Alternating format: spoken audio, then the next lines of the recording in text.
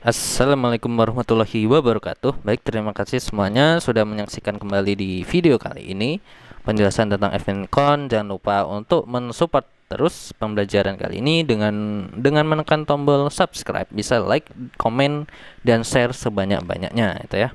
Oke, kita langsung kali ini akan belajar tentang penggunaan Admincon.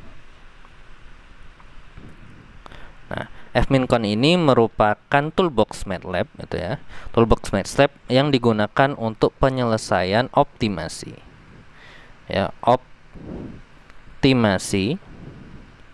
Nah, optimasinya itu optimasi yang tipe apa ya?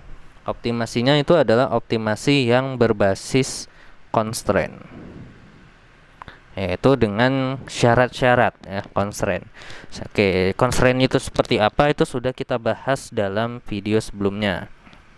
Oke, sehingga kalau ada yang belum melihat bisa dilihat di video sebelumnya, dicek lagi tentang penjelasan constraint. Oke, Admincon sendiri, oke, dalam MATLAB, nah sintaknya itu nanti seperti apa? Yang pertama adalah X, kemudian adalah vval, kemudian nanti ada exit flag. Oke, di ruas kanan nanti pastinya ada Admincon. Oke, kemudian ada add function, nama fungsi. Kemudian di sini nanti ada A, B, A E key, B E key. Kemudian ada LB, ada UB, dan add nonlinear con ya, NL-con ini, N non L-con, non-linear constraint. Oke ya, ini adalah non-linear constraint. Nah, oke, kita lanjut. Nah, jadi nanti modelnya ini seperti apa itu ya. Kita jelaskan terlebih dahulu satu-satu ya. Nah, X itu apa? Nah, X itu ya. Nah, X itu berarti adalah output variable. Oke, ini adalah yang ingin dicari ya, nilai X-nya. Vval itu adalah function value, hasil running ya, hasil daripada fungsi. Exit flag ini adalah penanda ya, penanda. Nah, penanda ini bisa berupa angka 1, 2, 0, minus 1, 1, 5, dan seterusnya ya, sesuai dengan toolbox masing-masing yang bisa dicek di aplikasi MATLAB. Nah, fungsinya adalah untuk mengetahui apakah akar persamaan yang kita dapat itu sudah bersifat real, convergent, atau nanti malah hasilnya itu none, atau tak terhingga dan lain sebagainya. Nah, itu bisa dilihat dari kode exit flag-nya itu angka berapa. Oke, setelah exit flag itu kemudian ada advan. Ini adalah nama fungsi utama. Oke, misal kita diminta menyelesaikan, tentukan nilai minimum dari persamaan berikut. Nah, itu adalah advan ya, karena sebagai fungsi utama. Kemudian ada A itu adalah koefisien. Nah, koefisiennya itu adalah koefisien untuk yang dia inequality. Nah, nanti kita jelaskan lebih lanjut. B itu adalah koefisien sama untuk inequality. Nah, bedanya yang satu ruas kiri, A itu ruas kiri, B itu ruas kanan atau hasilnya. Kemudian kita juga memiliki AEQ. AEQ ya, berarti kalau ini inequality berarti ini koefisien untuk yang equality. Karena constraint-nya bisa berbentuk inequality atau equality. BEQ adalah koefisien untuk equality. Kalau A itu untuk ruas kiri yang melekat pada koefisien X, bisa X1, X2 dan seterusnya. B itu yang di ruas kanan. LB adalah batas bawah. UB adalah batas atas. Nah, yang di atas ini itu adalah add non linear constraint. Ini adalah fungsi untuk persamaan yang ada koefisien tidak dapat ditentukan. Nah, ini yang tadi add non Elcon ini adalah untuk fungsi-fungsi yang persamaannya itu koefisiennya tidak bisa ditentukan. Oke, jadi seperti itu. Oke, berikutnya adalah setelah kita mengetahui ini, nah kita membaca MATLAB itu mengenalinya itu sebagai apa. Oke, supaya nanti kita bisa menyesuaikan bahasa MATLAB-nya sehingga programnya dapat berjalan dengan baik, gitu ya. Oke, berikutnya apa? MATLAB itu mengenalinya dalam ada 3 model ya. Nanti yang pertama itu adalah A dikali X lebih kecil sama dengan B. Ini adalah bentuk pertama. Kemudian A equality dikali dengan X sama dengan B iki. Nah, ini bentuknya seperti ini. Nah, sisanya adalah kalau yang non-linear constraint. Nah, misal kita memiliki constraint seperti ini ya. Misal kita punya contoh constraint-nya itu X1 ditambah 2X2 lebih kecil sama dengan 4. Oke, kita lihat ini masuk ke bentuk mana? Ini masuk ke bentuk yang A ini. Nah, sehingga A ini tadi kan adalah koefisien yang melekat.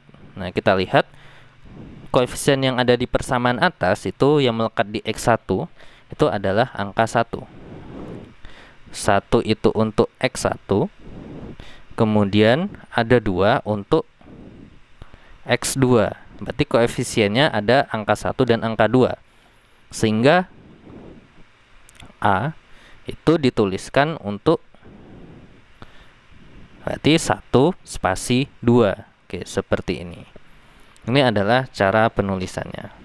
Nah, kenapa tadi dipilih A bukan AIQ? Karena ini tanda ini adalah bentuk tanda inequality. Untuk inequality adalah yang model A. Yang ini ya. Kalau AEQ ada IQ-nya ujungnya, EQ itu equality artinya. Kemudian B-nya berapa? Nah, B-nya ya di ruas kanan. B-nya adalah angka 4. Oke, seperti ini. Oke.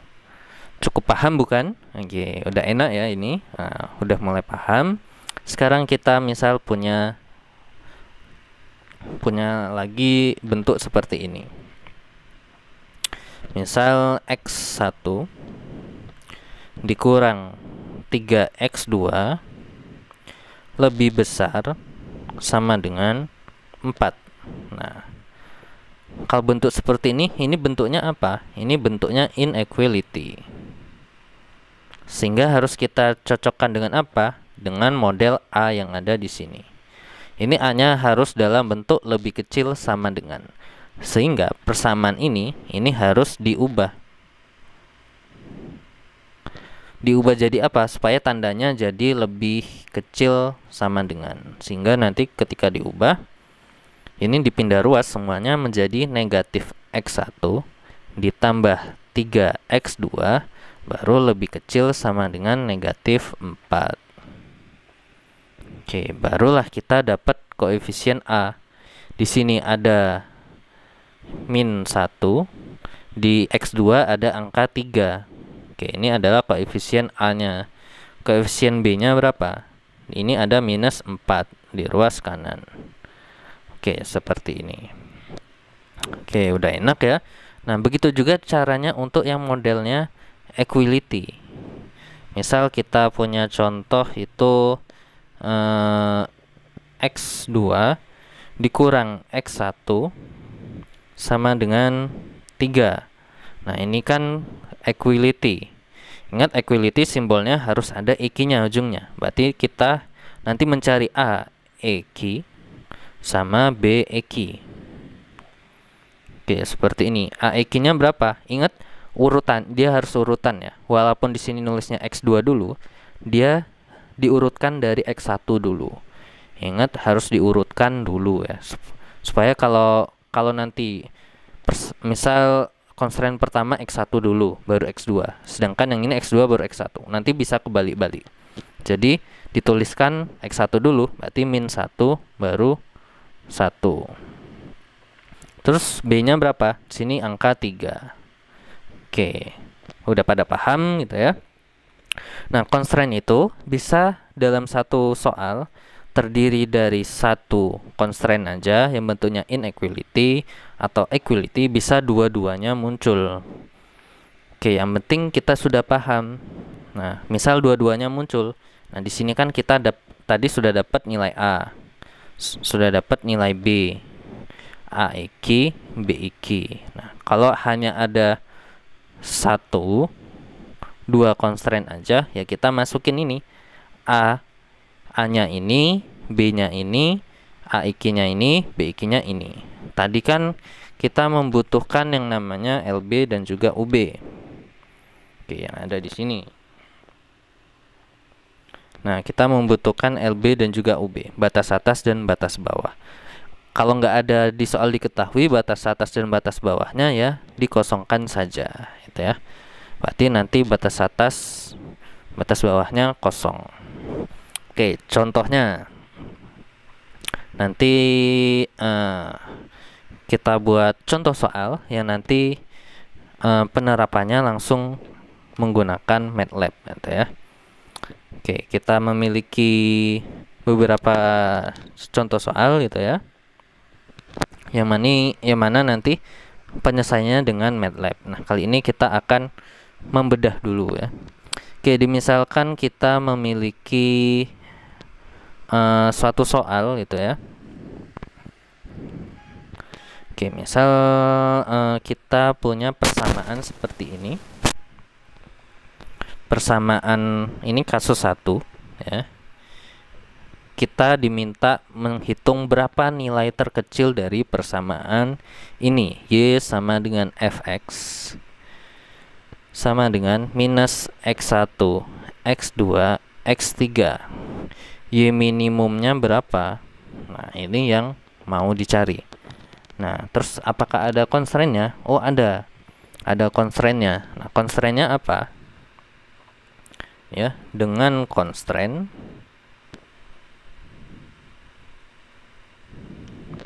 oke, misal kita memiliki constraint-nya adalah X1 ditambah 2X2 ditambah 2X3 lebih kecil sama dengan 41, tapi lebih besar sama dengan 0.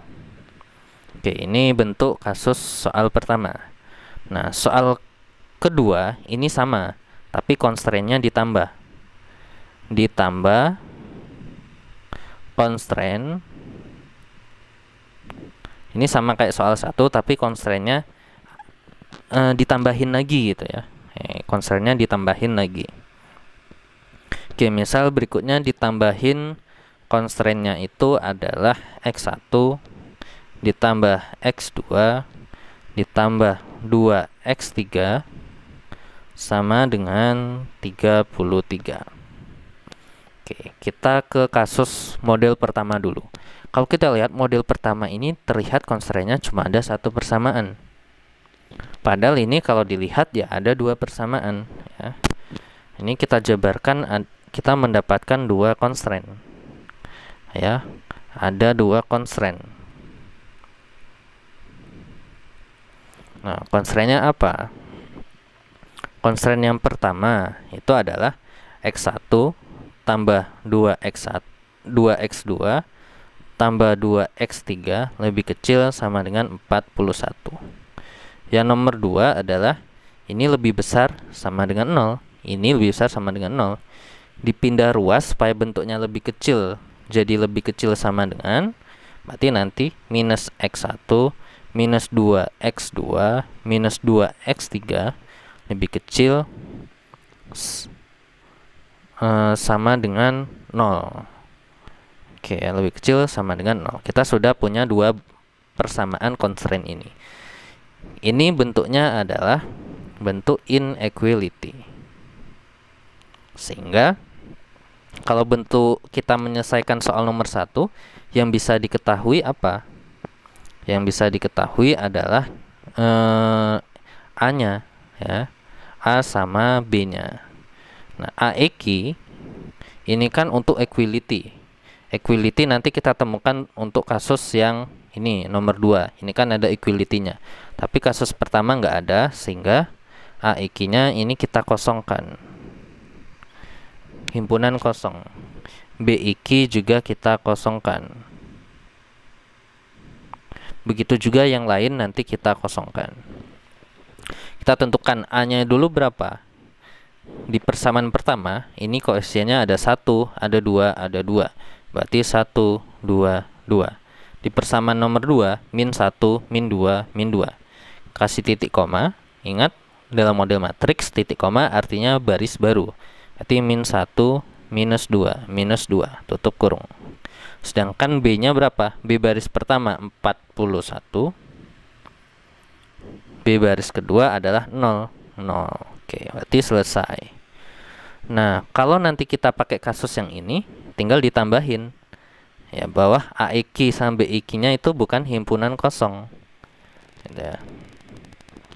Tapi apa? Nah, tapi nanti AEQ-nya ini berapa koefisiennya? Di sini ada koefisiennya 1, 1, 2. BIQ-nya koefisiennya berapa? Ini 33. Oke. Seperti ini. Nah, ini kedua model ini kita dapatkan kalau dua model ini adalah bentuknya apa? Ini contoh yang bentuk koefisiennya diketahui. Nah, kalau bentuk koefisiennya tidak diketahui, bentuk soalnya seperti apa gitu ya. Oke, misal kita pakai yang koefisiennya tidak diketahui. Misal ini adalah soal nomor 3 yang akan kita selesaikan. Oke, misal kita memiliki bentuk soal yang tidak bisa diketahui gitu ya. Tidak bisa diketahui nilai masing-masingnya. Oke, misal kita punya soal seperti ini. Tentukan nilai minimum dari fx sama dengan eksponen x1 dikali 4x1 kuadrat tambah 2x2 kuadrat ditambah 4x1 kali x2 tambah 2x2 tambah 1. Ini adalah bentuk persamaannya. Constraint-nya apa? Nah, constraint-nya apa? Constraint-nya misal 1/2 ditambah x1 x2 minus x1 minus x2 misal lebih kecil sama dengan 0. Ini yang pertama. Misal yang kedua minus x1 kali x2 lebih kecil sama dengan 10. Oke, misal nanti trial x1 itu diawali dengan min 1 dan x2 sama dengan 1 ya. Yang tadi yang soal sebelumnya nanti trialnya kita tuliskan. Nah, misal ada bentuk constraint. Constraint-nya ini adalah bentuknya koefisien tidak dapat ditentukan. Beda dengan dua soal sebelumnya. Nah, nanti penyelesaiannya dengan MATLAB seperti apa? Seperti kita ketahui bahwa sintaksnya itu X ada vval, ada exit flag, sama dengan fmincon, add fun, baru nilai A, nilai B, A E key, B E key, kemudian LB, UB, baru add N non lcon. Nah, ini kan nilai A, B, A I K, B I K ini tidak bisa ditentukan. Nah, maka ini digantilah jadi himpunan kosong nantinya. Semuanya seperti itu. LBUB tidak ditentukan kan di soal, ya kita kosongkan juga, sehingga nanti ada dua fungsi. Ini adalah fungsi untuk fx sama dengan eksponen bla bla bla.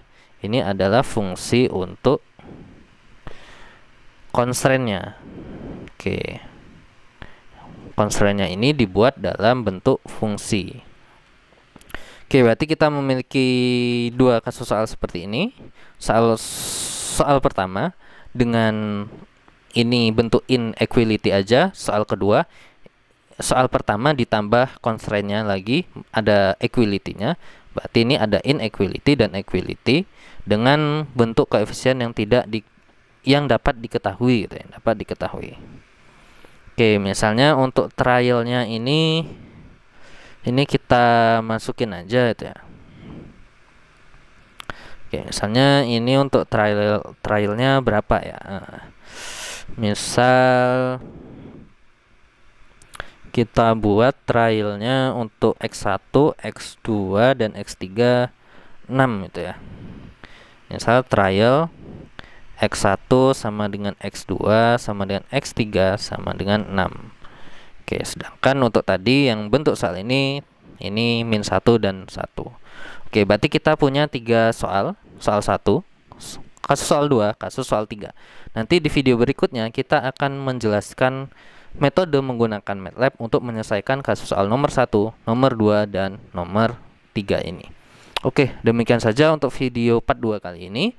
Dan sekali lagi silakan dipahami kembali gitu ya, dalam bentuk-bentuk, baik bentuk koefisien yang dapat diketahui ataupun tidak diketahui. Oke, seperti itu aja untuk video kali ini, dan terima kasih banyak telah menonton video ini dan juga belajar dengan baik gitu ya. Silakan diulang-ulang kalau ada yang kurang paham, dan silakan terus dukung ya konten-konten ini dengan like, subscribe, komen gitu ya. Dan apabila ada pertanyaan atau hal yang ingin diketahui lebih lanjut, silakan tanyakan di kolom komentar. Oke, demikian saja. Terima kasih banyak dan sampai jumpa.